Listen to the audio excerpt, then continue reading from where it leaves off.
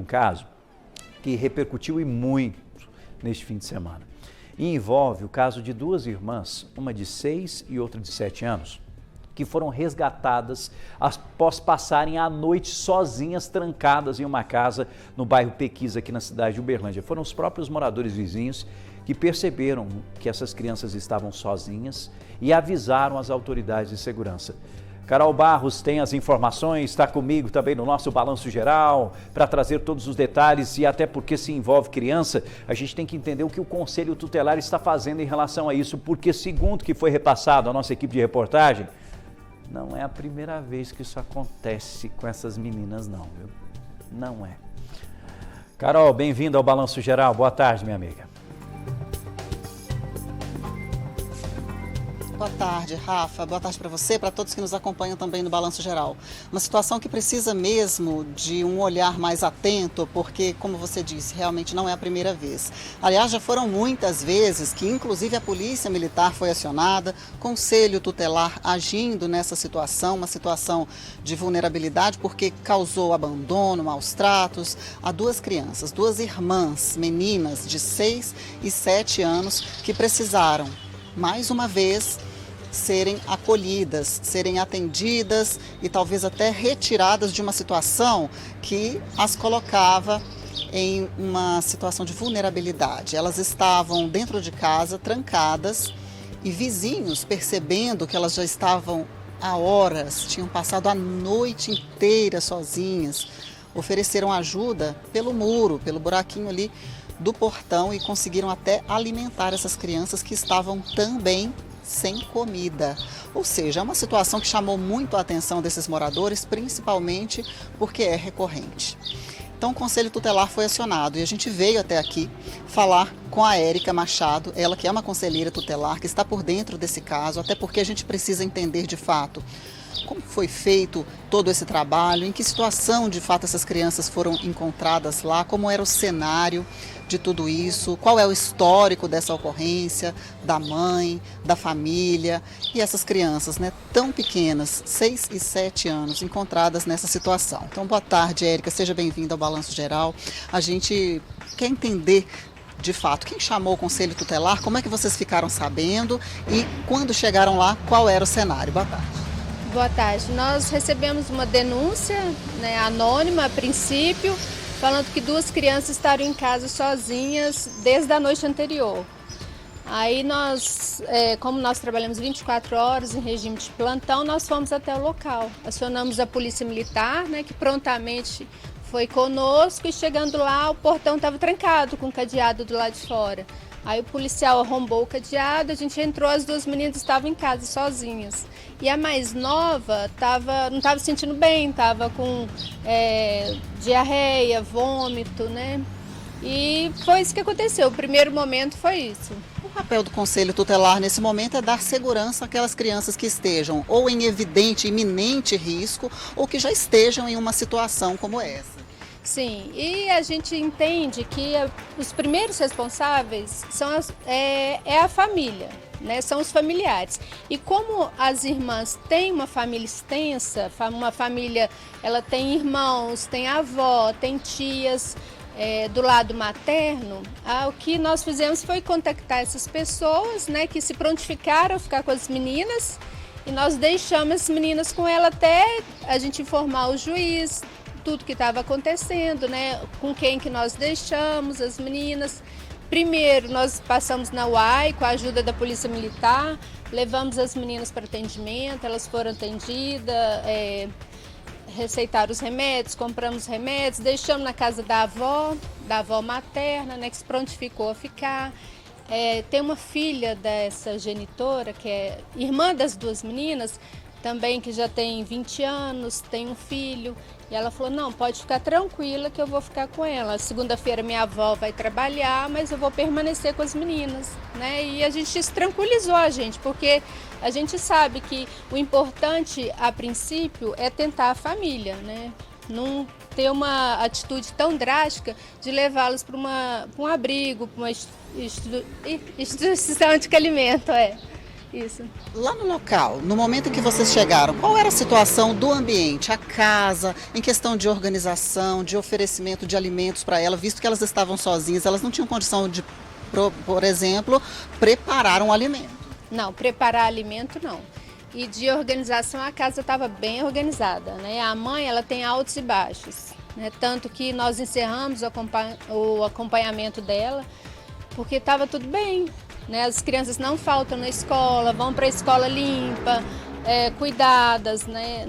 Não existe evasão escolar, mas o problema é que a mãe deu uma decaída, voltou a envolver com droga e álcool e já passou a ser risco para as meninas, né? Nessa situação em que elas foram encontradas, como é caracterizada, qualificada? É um crime? É crime, é abandono de incapaz, né? Se os policiais tivessem encontrado a mãe naquela ocasião, ela teria sido presa. Mas não localizamos, né? E a nossa prioridade ali era as crianças, né? E fizeram o boletim de ocorrência e vai dar seguimento, né? Ela vai responder por esse crime de abandono de incapaz. Quais são os próximos passos agora do Conselho Tutelar, visto que inclusive há informação de que a avó devolveu as crianças para a mãe nesse fim de semana? Sim, a avó devolveu. Ela falou que não aguentou a pressão da mãe, que a mãe estava muito nervosa, foi na casa dela com ameaças, né? E pegou as crianças de volta. O conselho vai fazer, porque o conselho é o órgão que faz a ponte entre a família e os programas de proteção do município. Então nós vamos fazer essa ponte, vamos fazer os encaminhamentos que haviam sido parados, porque a mãe estava bem, né? Naquela situação ela estava bem. E vamos informar o judiciário, que já recebeu uma denúncia também, como nós recebemos, eles também receberam, do que aconteceu no final de semana e sugerir a avaliação da Vara da Infância e Juventude, um possível acolhimento, né? Uma busca e apreensão dessas meninas. Com relação ao histórico da mãe em si, você disse que ela tem altos e baixos, inclusive há um boletim de ocorrência em julho de 2023, ou seja, exatamente um ano atrás, que houve uma situação idêntica.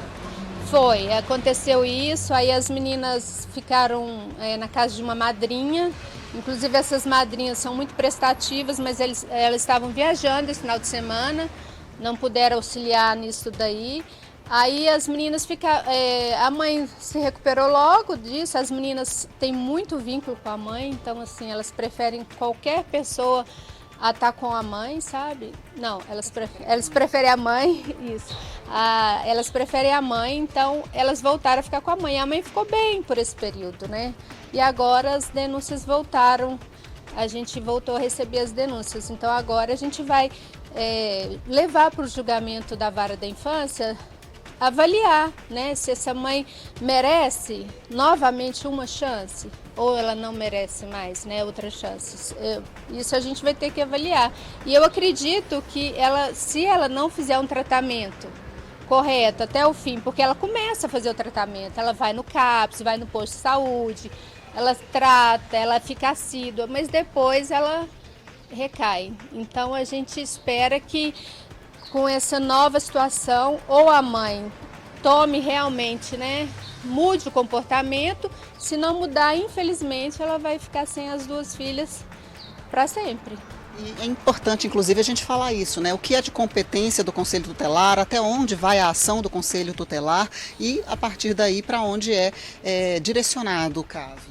Sim, em caso de emergência, como foi no sábado, né, o Conselho estava de plantão, a gente age, né, naquele risco iminente ali, a gente age, foi o que a gente fez, chegou lá, encontramos a situação de abandono, mas normalmente quem faz essa transferência de guarda é o juiz, no nosso caso, da Vara da Infância e Juventude, né? Então a gente não tem esse poder de tirar as crianças da casa da mãe e levar para a casa de outra pessoa, mas nós podemos agir como nós agimos, que foi de emergência. Agora, como não a situação já aconteceu, já teve o andamento que teve, nós vamos informar a Vara da Infância e Juventude para juntos, né, para o juiz determinar o melhor para essas crianças. Hoje, onde e com quem estão essas crianças? Hoje elas estão com a mãe. A gente pode, não sei, né, se é possível considerar que elas estejam seguras, o Conselho Tutelar já voltou ao local ou pretende fazer isso? Hoje, nós vamos na casa da mãe hoje, vamos ver a situação que as meninas estão, vamos ver como que está, além, junto de informar o juiz para receber uma determinação dele, né, do que pode ser feito, a gente vai estar passando a acompanhar, né? Continuar acompanhando, quer dizer. Última pergunta, né? Porque assim, as crianças foram deixadas com a avó materna. Sim. Ela teria esse, digamos assim, não sei nem se é o termo correto, mas ela teria esse direito de entregar as netas para a mãe? Sim, ela teria. Tanto que ela poderia ter se oposto, né? É o que a gente esperava que ela fizesse, era ter se oposto à mãe, mas ela não conseguiu. Né, eu falei para ela, eu falei, vou acionar a polícia militar, ela falou, olha, a polícia não tem como, se a mãe não está proibida de pegar a menina, se a guarda não é da avó legalmente, né, e as meninas chorando para ir com a mãe, pedindo para ir com a mãe, aí ficou aquela confusão, aquela comoção e a avó entregou. Precisaria de algo legal na justiça para que ela não devolvesse, se ela se negasse. Sim, a avó teria que ter um documento, uma guarda judicial falando que... E essa avó está disposta a pegar essa guarda judicial, isso que a gente não sabe. Isso que vai ser avaliado, né? Isso vai ser avaliado pelo juiz. Se não tiver, não vai ter outra solução no momento, a não ser elas ficarem acolhidas, né? Para uma família acolhedora ou para um acolhimento. É isso, a gente agradece então a Érica Machado falando conosco, conselheira tutelar, deixando tudo muito bem esclarecido, até porque é uma situação que precisa muito de um olhar das autoridades para entender se essas crianças estão de fato seguras ou não. Esse é o principal objetivo, mas que tudo tem os limites de atuação, né? O Conselho Tutelar, por exemplo, age de forma administrativa, agora vai repassar esse caso, então, para o Judiciário, Conselho da Vara da Infância e Juventude, que nós, inclusive, entramos em contato para saber um posicionamento deles. E ficou muito claro de que a Justiça realmente vai atuar nesse caso, o Conselho Tutelar vai ser procurado, eles vão se reunir, né, tanto o promotor de justiça quanto o Conselho Tutelar, para entender o que está acontecendo de fato. Considerou, inclusive, o doutor Epaminondas Costa, considerou essa situação muito grave. Ele, conversando com o nosso site Paranaíba Mais, disse que a situação é muito grave, que deve avaliar e, se for o caso, haverá uma convocação, então, com o responsável aqui do Conselho por assistir essas vítimas, e aí vai precisar ser um trabalho articulado, né? Tanto para o juiz definir um novo guardião, que pode ser ou não da família, caso alguém da família se prontifique, ou então definir uma guarda provisória de acolhimento, né? Já que essas crianças realmente elas não podem ficar como estão. Mas uma coisa a gente tem que deixar muito claro aqui. O Conselho Tutelar identificou uma casa muito bem arrumada, disseram para a gente que não tinha um fio de cabelo fora de lugar.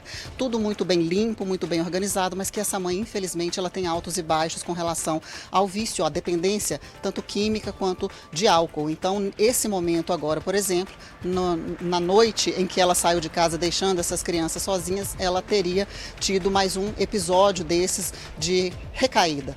Né? E aí as crianças ficaram então passando uma noite inteira sozinhas, estavam com fome, elas não têm condições de preparar o próprio alimento.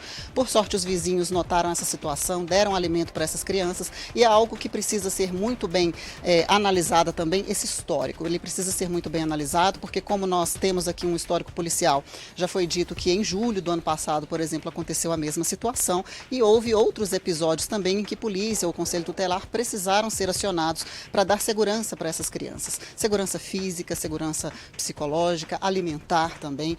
Então, tudo isso. Um procedimento vai ser instaurado ainda hoje, nessa segunda-feira, de acordo com o promotor de justiça, para entender como está a guarda dessas crianças, a situação da mãe e cobrar uma proteção integral delas ou, eventualmente, encaminhá-las para uma família acolhedora. Tudo isso a gente vai acompanhar, Rafa, porque é uma situação que já vem de muitos anos. O que a gente acompanhou aqui a Érica falando é que essas crianças, elas têm uma irmã mais velha hoje com 20 anos.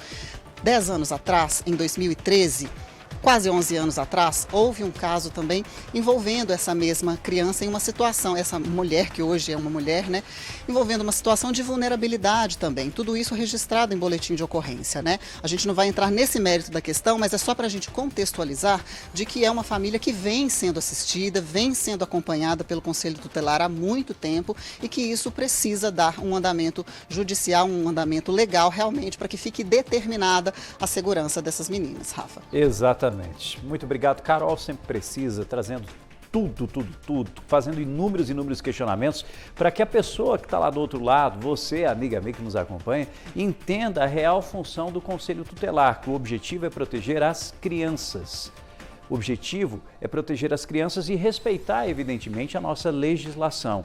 Em relação ao abandono de incapaz, claro que essa mulher vai continuar respondendo por este crime. Vai sim responder, as autoridades vão questioná-la. Com certeza o doutor Epaminondas Costa, que é o responsável pela vara da infância e da juventude, ele vai fazer questionamentos e vai tentar entender. Poxa, isso já aconteceu tantas e tantas vezes, volta a acontecer. Será que é o melhor realmente para essas crianças ficar sob os cuidados da mãe? Mas entenda, o objetivo principal é dar proteção e atenção a essas crianças que, mesmo estando com a avó, a todo momento queriam voltar com a mãe.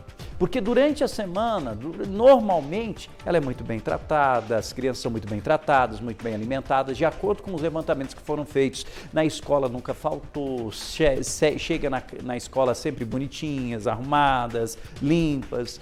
Quando você entra dentro da casa, a casa também está extremamente organizada, mas infelizmente quando chega no fim de semana, essa mulher some e as crianças acabam ficando sozinhas por causa dessas recaídas. E aí outros questionamentos nós precisamos fazer como sociedade, que é, poxa, existe o CAPS para atender usuários dependentes químicos aqui na nossa cidade. E existem tratamentos que são oferecidos para diagnóstico, exames, para acompanhamento, apoio psicológico, psiquiátrico e tudo mais, mas está funcionando?